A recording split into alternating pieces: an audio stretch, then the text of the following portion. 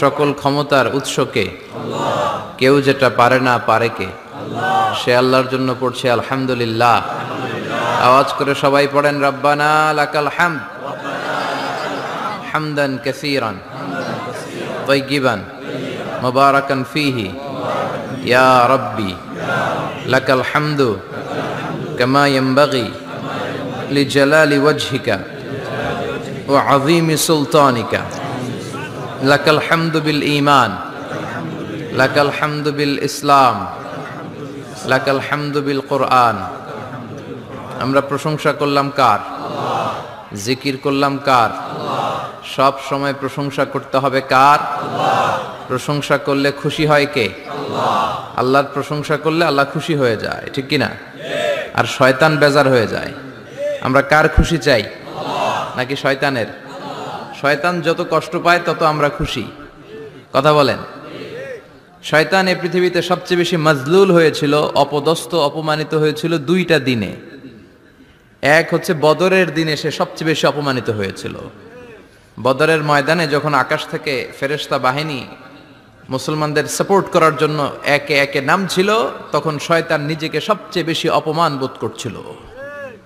আর দ্বিতীয়ত শয়তান সবচেয়ে বেশি লাঞ্ছিত হয় যখন আরাফাতের ময়দানে আল্লাহ তাআলা লক্ষ লক্ষ বান্দাকে ক্ষমার ঘোষণা দেয়। সুবহানাল্লাহ কইবেন না? খায়রু আইয়ামিল আরদ, পৃথিবীর সবচাইতে শ্রেষ্ঠ দিন কোন দিন? আরাফার দিন। এই দিনে বান্দা কেঁদে কেঁদে আল্লাহর কাছে নিজের সবগুলো গুনাহ খাতার কথা ঘোষণা দেয় যে আল্লাহ আমি পাপী, আমার চেয়ে বড় পাপী নাই, এই পাপ ওই পাপ আমরা করেছি, একটার পর একটা পাপের ঘোষণা দেয়।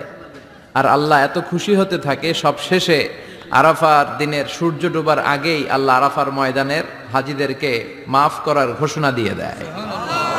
এই দুই দিন শয়তান নিজেকে সবচেয়ে বেশি অপমানিত ফিল করে, অপদস্থ ফিল করে। অনুরূপভাবে 365 দিনের প্রতিদিনই বান্দা যখন আল্লাহর কাছে ক্ষমা চায় আল্লাহ তখন খুশি হয়ে যায়। সুবহানাল্লাহ পড়েন। আর শয়তান নারাজ হয়ে যায়। আমাদের মিশন হচ্ছে আমরা আল্লাহরে খুশি করতে চাই, আর শয়তানের বিরুদ্ধে আমাদের অবস্থান। চিল্লায় বলেন ঠিক কিনা? এজন্য সব সময় প্রশংসা করব কার? শুকর গুজার হব আল্লাহর জন্য, ঠিক কিনা? বিশ্বনবী বলতেন আল্লাহুম্মা জাআলনি সাবুরা ওয়া জাআলনি শাকুরা ওয়া জাআলনি ফি আইনি সগীরা ওয়া ফি আয়ুনিন নাসি কাবীরা। হে আল্লাহ, আপনি আমাদের ধৈর্যশীল বানান। আমাদের ধৈর্য নাই, অল্পে আমরা অস্থির। আছে না নাই?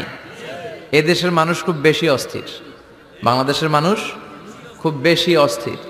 আমি পৃথিবীর অনেক দেশে ঘুরেছি, সেখানে দেখেছি মানুষজন খুব ধীরস্থির ভাবে কাজ করতে পছন্দ করে।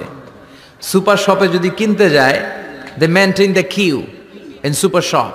সুপার শপে লম্বা লাইন, সবাই যে ওখানে ভদ্রভাবে দাঁড়ায়, একজনের পর একজন যাবে। টিকিট কাটতে যাবে, লম্বা লাইন, একজনের পর একজন দাঁড়ায়, একজন যাবে আরেকজন। তো ওখানে যদি কোনো বাঙালি থাকে তখন দেখা যায় তার অস্থিরতা। কেন সামনে এত লাইন, এত সময় লাগে কেন, আমি কখন পাবো, আমার কি হবে? অস্থিরতা আছে না নাই? মানে সে পারে না সামনে সবাইকে ডিঙ্গিয়ে আগে যে টাকা পে করবে, আগে যে টিকিট কাটবে। এই অস্থিরতা আমাদের কমাইতে হবে, ধৈর্যশীল হতে হবে। গোটা বিশ্বব্যাপী আমাদের এই বাংলাদেশের মানুষের এই বদনাম যে আমরা অস্থির প্রকৃতির, আমরা ঠান্ডা মাথায় ভাবি না। ঠান্ডা মাথায় ভাবতে হবে, ধৈর্যশীল হতে হবে। ইন্নামা সবরু ইনদা সাদামাতিল উলা। বিষ্ণু বলেছেন বিপদের প্রথম ধাক্কায় যে সবর ধারণ করতে পারে সেই তো সবুর। এজন্য বিষ্ণু দোয়া করতেন আল্লাহুম্মা জাআলনি সাবুরা, আল্লাহ আপনি আমারে ধৈর্যশীল বানান। ওয়া জাআলনি শাকুরা, আপনি আমার শুকর গুজার বান্দা বানান। বিশ্বনবীর চেয়ে ধৈর্যশীল, বিশ্বনবীর চেয়ে শুকর গুজার পৃথিবীর কেউ আছে? কথা বলেন। এমন তাবৎ কোনো অত্যাচার নাই যে অত্যাচার বিশ্বনবীর উপর করা হয় নাই। বিশ্বনবী মক্কার জামিনে যখন দাওয়াত দিতে লাগলেন, ওনারে পাগল বলা হতো, বলা হতো তুমি পাগল, বলা হতো মুহাম্মদ একটা কবি, বলা হতো মুহাম্মদ হচ্ছে গণক। বিশ্বনবী যখন রুকু দিতেন, সিজদায় চলে যেতেন, উটের পচা নারী ভুরি এনে বিশ্বনবীর কাঁধে ফেলে রাখা হতো। বিশ্বনবীর গলার মধ্যে রশি ধরে টান দেয়া হতো। কয়েকবার বিশ্বনবীর এই ঘাড়ের এই চামড়া ছিঁড়ে গিয়েছে, একবার চাদর টান দেওয়ার কারণে, আরেকবার রশি টান দেওয়ার কারণে। বিশ্বনবী কিছুই বলেন নাই, ক্ষমা করে দিয়েছেন। যেই মক্কার শত্রুরা বিশ্বনবীকে মক্কা থেকে বিতাড়িত করেছেন, এবং যেই রাতে উনি হিজরত করলেন, মাইগ্রেট করলেন, উনি কেঁদে কেঁদে বারবার মক্কার দিকে ফিরে তাকায়। আবার যায়, আবার ফিরে তাকায়, মাতৃভূমির মায়া ছাড়তে পারছেন না। আর বলছিলেন মাক্কা তু আহাব্বুল বিলাদ ইলাইয়া, মক্কা আমার কাছে সবচেয়ে প্রিয় শহর। লাউলা উখরিজতু লামা খারাজতু মিনহা, আমার যদি বের করে না দেয়া হতো এই শহর থেকে, আমি কোনোদিন এই শহর থেকে বেরোতাম না। এত ভালোবাসতেন বিশ্বনবী মাক্কাতুল মুকাররমাকে, ধৈর্যশীল ছিলেন।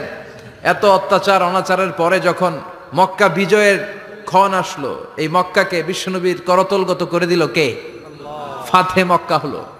বিশ্বনবী চাইলে পিষে পিষে প্রতিটা কাফের মুশরিককে শেষ করে দিতে পারতেন, ঠিক কিনা? কিন্তু বিশ্বনবী বললেন লা তাসরিবা আলাইকুমুল ইয়াউম ইযহাবু আনতুমুত তুলাকা, কোন রিভেঞ্জ চলবে না আজকে, কোনো প্রতিশোধ নাই। একেবারে বড় যুদ্ধাপরাধী যারা, মারাত্মক যারা অফেন্স করেছে তাদেরকে শাস্তির আওতায় আনা হবে, বাকি সবাইকে আমি ক্ষমা করে দিলাম। In the long history of the world there is no instance of magnanimity and forgiveness which was showed by our beloved prophet Muhammad when all of his enemies laid under his feet and he forgave them one and all.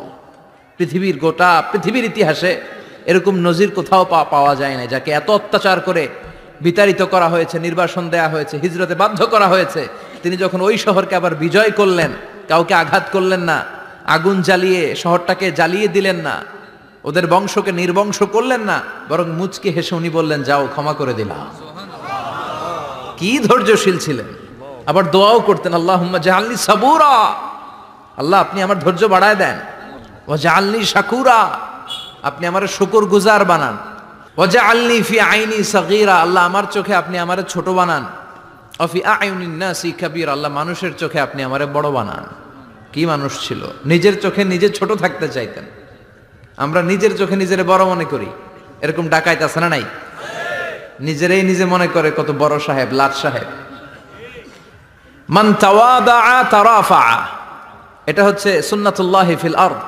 মান তাওয়াদা তারাফা, যে নিচে নেমে থাকতে চায় আল্লাহ ওরে টেনে উপরে উঠায়, আর যে খালি উঠতে চায়, হিংসা করে অহংকার করে উপরে ঠেলতে চায়, ওরে নিচে নামায় দেয় কে? সাইয়েদনা আদমকে আল্লাহ বললেন আদম সাল্লিমা আলা উলাইকান নাফার লাম্মা খালাকাল্লাহু আদামা ওয়া কানা তুলহু 60 যিরাআন, নিচে নেমে গেলে যে উপরে ওঠে, আর উপরে উঠতে চাইলে যে নিচে নামে। উদাহরণ দেখেন, আদম আলাইহিস সালামকে তৈরির পর আল্লাহ বললেন আদম সাল্লিমা আলা উলাইকান নাফার, এই ফেরেশতাদের সালাম দাও। কি দাও? সালাম দাও। কোনো প্রশ্ন নাই, আল্লাহ সালাম দিব কেন? ফেরেশতারা আমারে দিব না কেন? আমি আগে দিব কেন? কথা আছে কোনো? যেই সালাম দিলেন, সালাম দেওয়ার সাথে সাথে ওনার মর্যাদা বাড়িয়ে দিল কে? এত মর্যাদা বাড়ালেন যে নূরের ফেরেশতারা মাটির আদমকে সেজদা দিতে বাধ্য হয়েছে। চিৎকার করে বলেন ঠিক কিনা? তুমি মাটির আদমকে প্রথম সৃষ্টি করিয়া ঘোষণা করিয়া দিলে শ্রেষ্ঠ বলিয়া, তাই তো নূরের ফেরেশতা করে আদমকে সেজদা, সবার চেয়ে সম্মান দিলে মাটির আদমকে। আল্লাহু আল্লাহু পড়েন, আল্লাহু আল্লাহু তুমি জাল্লে জালালুহু, শেষ করা তো যায় না গে তোমার গুণগান। আল্লাহু আল্লাহু, সুবহানাল্লাহ পড়েন। কি সম্মান আল্লাহ বাড়াই দিলেন। আল্লাহ বললেন আদম আজকে থেকে তুমি আশরাফুল মাখলুকাত, তুমি খলিফাতুল্লাহ ফিল আরদ, তুমি পৃথিবীতে আমার খলিফা, ভাইস জেরেন্ট অফ আল্লাহ। আল্লাহর খলিফা, আল্লাহর আহকামগুলো পালনের জন্য ভাইস জেরেন্ট। চুরি করলে হাত কেটে দাও, কার আইন? এই কাজ আদম তুমি দুনিয়াতে যেয়ে করবা। জিনা করলে ডেথ পেনাল্টি, হেড অফ, শিরচ্ছেদ করে দাও, কার আইন? খলিফা হিসেবে মানুষ এসে করবে। মানুষকে আল্লাহ আশরাফুল মাখলুকাত বানিয়ে দিলেন, নিচু হয়েছে বড় বানিয়ে দিলেন। আর শয়তানের অবস্থা কি? শয়তানকে আল্লাহ বললেন সেজদা দে আদমকে। শয়তান যুক্তি দাঁড় করিয়েছে, খালাকতাহু মিন তিন খালাকতানি মিন নার ওয়া খালাকতাহু মিন তিন। আল্লাহ আপনি আমারে বানাইছেন আগুন দিয়া, কি দিয়া? আগুনের ধর্ম উপরের দিকে ওঠে আর মাটির ধর্ম সে নিচে পড়ে থাকে, আমি কেন সেজদা দেব? শয়তানকে চিরকালের জন্য ইবলিস মালউন, অভিশপ্ত আর জাহান্নামী হিসেবে ঘোষণা দিয়ে দিল কে? এজন্য আপনি ছোট থাকতে চাইবেন, আপনারা বড় বানাবে কে? আর আপনি নিজে যদি বলেন আমি বড়, থাপ্পড় মেরে আপনারা নিচে নামাই দিবে কে? এজন্য বিশ্বনবী দোয়ায় বলতেন আল্লাহুম্মা জাআলনি সাবুরা ওয়াজআলনি শাকুরা ওয়াজআলনি ফি আইনি সাগীরা ওয়া ফি আয়ুনিন নাসি কাবীরা। ও আল্লাহ আপনি আমারে ধৈর্যশীল বানান, আপনি আমারে শুকরগুজার বান্দা বানান, আমার চোখে আমারে আপনি ছোট বানান, মানুষের চোখে আপনি আমারে বড় বানান। সুবহানাল্লাহ পড়েন। এজন্য সবসময় শুকর গুজার থাকার চেষ্টা করতে হবে। রাজি আছেন তো? যে কোনো মুহূর্তে যে কোনো পরিস্থিতিতে আমরা শুকরিয়া করব কার? চিল্লায় বলেন কার? আমরা যেন বেশি বেশি আল্লাহ তাআলার শুকরিয়া আদায় করতে পারি। আল্লাহ তুমি তৌফিক দাও। সবাই পড়ি আমিন।